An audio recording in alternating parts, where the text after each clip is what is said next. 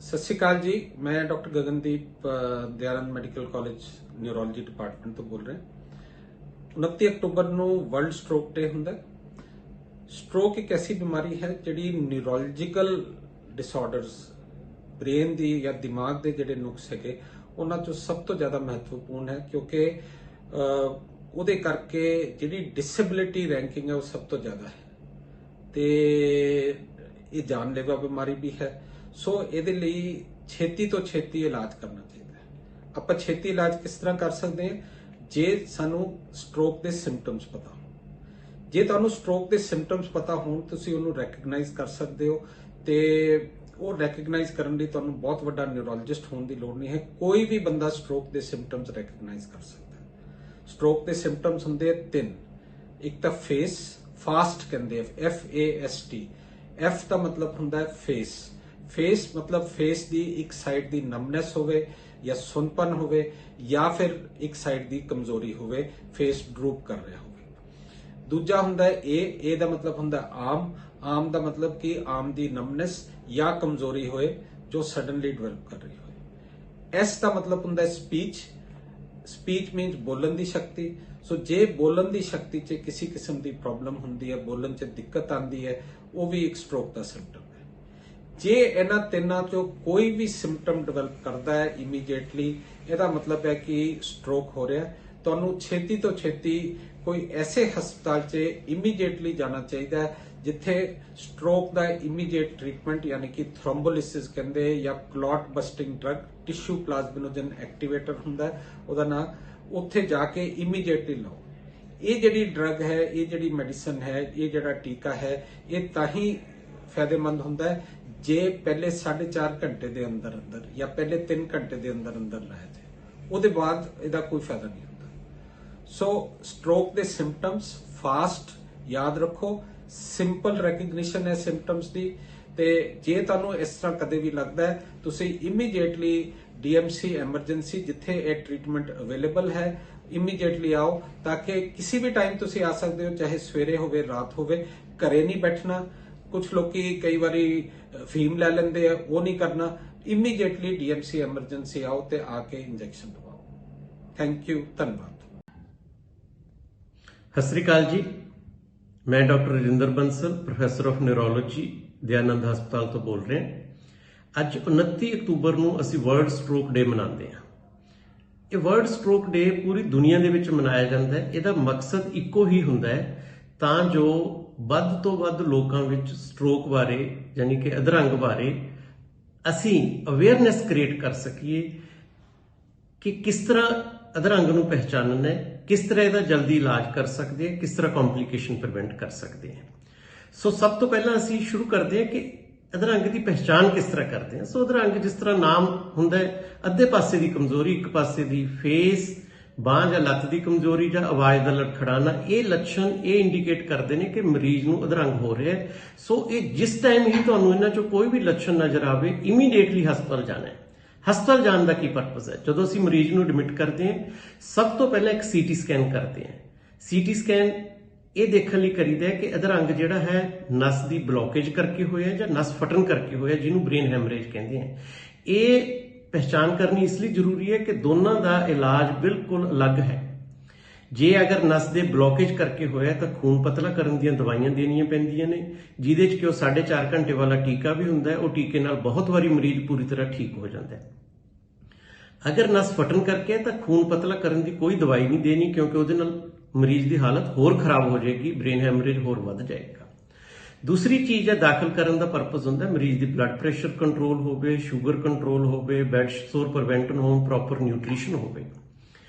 ਔਰ ਇਸ ਦੇ ਇਲਾਵਾ ਜਦ ਮਰੀਜ਼ ਡਿਸਚਾਰਜ ਹੁੰਦਾ ਹੈ ਉਸ ਟਾਈਮ ਤੇ ਅਸੀਂ ਫੈਮਿਲੀ ਨੂੰ ਕਾਉਂਸਲ ਕਰਦੇ ਹਾਂ ਕਿ ਕਿਸ ਤਰ੍ਹਾਂ ਘਰ ਜਾ ਕੇ ਮਰੀਜ਼ ਦੀ ਕੇਅਰ ਕਰਨੀ ਹੈ, ਨਿਊਟ੍ਰੀਸ਼ਨ ਕਿਸ ਤਰ੍ਹਾਂ ਪ੍ਰੋਪਰਲੀ ਕਰਨੀ ਹੈ, ਸਾਈਡ ਚੇਂਜ ਕਿਸ ਤਰ੍ਹਾਂ ਕਰਨੀ ਹੈ, ਬੈਡ ਸੋਰ ਕਿਸ ਤਰ੍ਹਾਂ ਪ੍ਰੀਵੈਂਟ ਕਰਨੇ ਹੈ, ਦਵਾਈਆਂ ਕਿਸ ਤਰ੍ਹਾਂ ਰੈਗੂਲਰ ਦੇਣੀਆਂ ਨੇ, ਔਰ most of the times patient ਆ ਕੇ ਪੁੱਛਦੇ ਨੇ ਕਿ ਡਾਕਟਰ ਸਾਹਿਬ ਮਾਲਿਸ਼ ਕਿਸ ਤੇਲ ਦੀ ਕਰਨੀ ਹੈ। ਉਹ ਹਜ਼ਾਰਾਂ ਰੁਪਇਆ ਮਹਿੰਗੇ ਤੇਲ ਤੇ ਖਰਚਦੇ ਨੇ।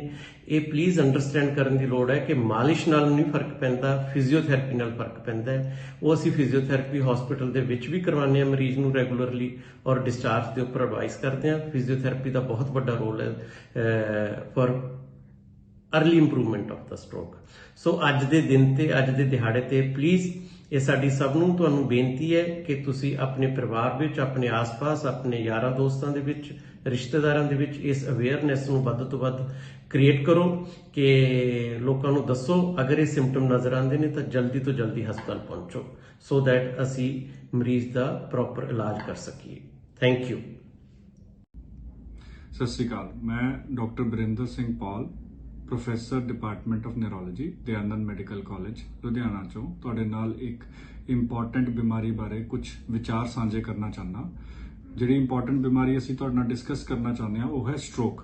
स्ट्रोक एक डेंजरस या बहुत खतरनाक बीमारी है। ये खतरनाक बीमारी इस करके है बिकॉज जिन्हों भी हो जाता है या तो उहदा पासा मर गया, वो कई बार नहीं भी ठीक होंदा, बंदा परमानेंटली हैंडीकैप हो सकता है, रेयरली स्ट्रोक करके बंदे दी डेथ भी हो सकती है।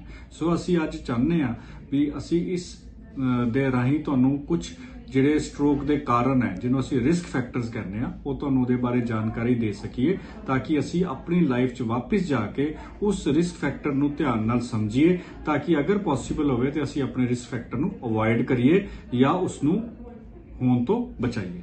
सब तो पहला रिस्क फैक्टर हुंदा है ਜਿਹੜੇ ਕੁਝ ਰਿਸਕ ਫੈਕਟਰ ਦੋ ਟਾਈਪ ਨੇ ਜਿਹੜੇ ਅਸੀਂ ਆਪਣੇ ਆਪ ਬਦਲ ਸਕਦੇ ਹਾਂ, ਕੁਝ ਰਿਸਕ ਫੈਕਟਰ ਹੁੰਦੇ ਜਿਹੜੇ ਨਹੀਂ ਬਦਲੇ ਜਾ ਸਕਦੇ।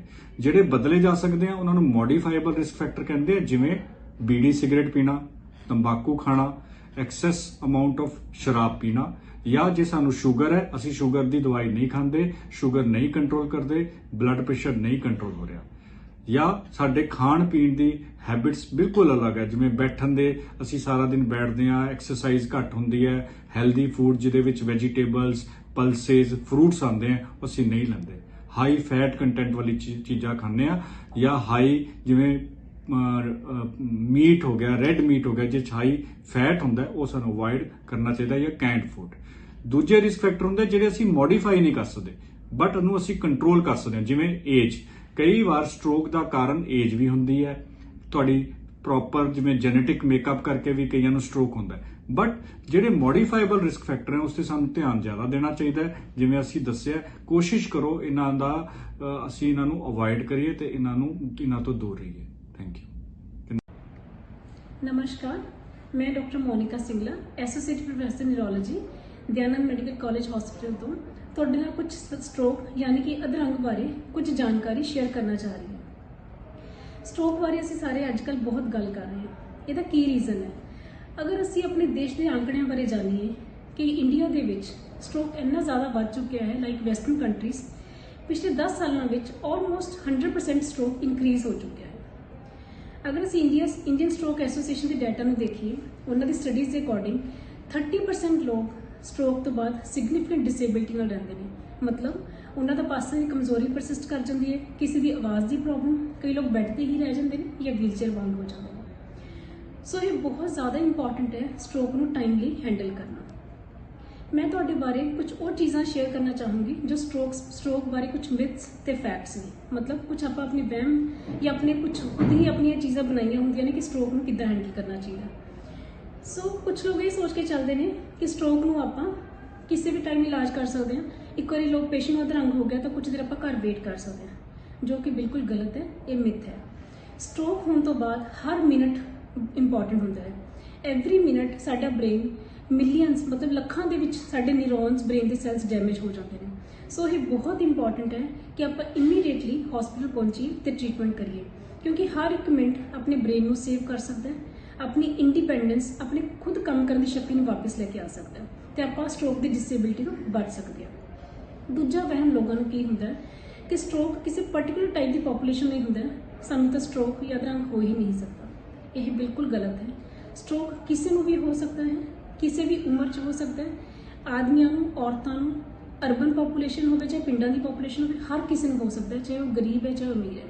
ਸਟ੍ਰੋਕ ਕਿਸੇ ਨੂੰ ਦੇਖ ਕੇ ਨਹੀਂ ਆਉਂਦਾ, ਇਹ ਕਿਸੇ ਵੀ ਪੋਪੂਲੇਸ਼ਨ ਦੇ ਬੰਦੇ ਨੂੰ ਹੋ ਸਕਦਾ ਹੈ। ਥਰਡ ਥਿੰਗ, ਲੋਕ ਇਹ ਸੋਚਦੇ ਨੇ ਕਿ ਸਟ੍ਰੋਕ ਅਧਰੰਗ ਸਿਰਫ ਬਜ਼ੁਰਗਾਂ ਦੀ ਬਿਮਾਰੀ ਹੈ, ਯੰਗ ਲੋਕ ਇਸ ਤੋਂ ਬਚੇ ਰਹਿੰਦੇ ਨੇ। ਇਹ ਸੋਚਣਾ ਵੀ ਗਲਤ ਹੈ। ਅੱਜ ਕੱਲ੍ਹ ਦੇ ਟਾਈਮ ਵਿੱਚ ਅਸੀਂ ਰੂਟੀਨ 'ਚ ਦੇਖ ਰਹੇ ਹਾਂ ਕਿ ਯੰਗ ਸਟ੍ਰੋਕ ਬਹੁਤ ਜ਼ਿਆਦਾ ਵੱਧ ਚੁੱਕਿਆ ਹੈ। ਈਵਨ 25 ਸਾਲ 30 ਸਾਲ 35 ਸਾਲ ਦੀ ਉਮਰ ਵਿੱਚ ਵੀ ਕਾਫੀ ਜ਼ਿਆਦਾ ਅਸੀਂ ਹਾਈ ਮਾਤਰਾ ਵਿੱਚ ਅਧਰੰਗ ਦੇ ਪੇਸ਼ੈਂਟਸ ਦੇਖਦੇ ਹਾਂ। ਸੋ ਇਟ ਮੀਨਸ ਆਪਾਂ ਨੂੰ ਹਰ ਉਮਰ ਦੇ ਵਿੱਚ ਹੀ ਆਪਣੇ ਰਿਸਕ ਫੈਕਟਰਸ ਨੂੰ ਕੰਟਰੋਲ ਕਰਕੇ ਚੱਲਣਾ ਚਾਹੀਦਾ ਤੇ ਆਪਣੀ ਇਹਨਾਂ ਗੱਲਾਂ ਦਾ ਧਿਆਨ ਰੱਖਣਾ ਚਾਹੀਦਾ ਕਿ ਜੇ ਕੋਈ ਪ੍ਰੋਬਲਮ ਆ ਜਾਏ ਤਾਂ ਉਹਨੂੰ ਨਾਲ ਦੀ ਨਾਲ ਡਾਕਟਰੀ ਸਲਾਹ ਲੈਣੀ ਚਾਹੀਦੀ ਹੈ। ਚੌਥੀ ਚੀਜ਼, ਲੋਕ ਸੋਚਦੇ ਨੇ ਕਿ ਅਗਰ ਅਧਰੰਗ ਹੋ ਵੀ ਗਿਆ ਤਾਂ ਅਸੀਂ ਦੇਸੀ ਦਵਾਈਆਂ ਜਾਂ ਟੀਕਿਆਂ ਨਾਲ ਠੀਕ ਕਰ ਸਕਦੇ ਹਾਂ। ਕੁਝ ਲੋਕ ਘਰਾਂ ਵਿੱਚ ਅਫੀਮ ਲੈਣ ਦੀ ਕੋਸ਼ਿਸ਼ ਕਰਦੇ ਹਨ।